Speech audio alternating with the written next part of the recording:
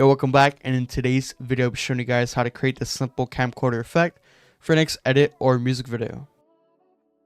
Starting off, I'm going to go right here, go to our bottom left, go to new, and create our adjustment layer. We're going to go ahead and add motion tile. Just go ahead and look up tile, go right here to stylize and bring up motion tile, and we're going to put our output at 80.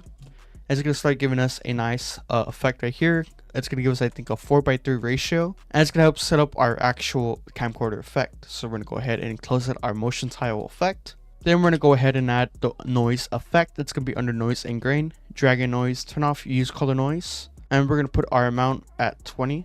Close this out, and we're going to go ahead and add our signal effect. Signal actually does come from a paid plugin. You guys still have to purchase it. I'll make sure to link it in the description to those who want to buy the actual plugin right there. Go over here to Luma Modulation and go to turn on/off and make sure this button is unchecked.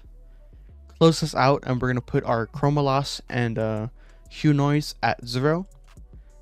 So we're going to go right here, turn this off, close our signal effect.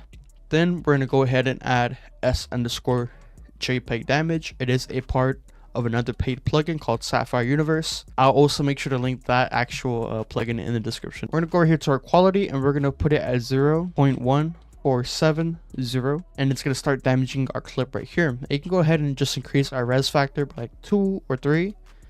I think maybe 2 is probably the best. Save our project so we don't lose this camcorder effect we just made. And yeah, that's all you need to create this simple camcorder effect for your next edit or music video. Hope you guys enjoyed today's video. I hope you learned something new or just like watching overall.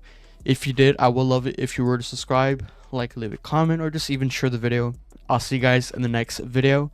Keep on staying creative, and peace out.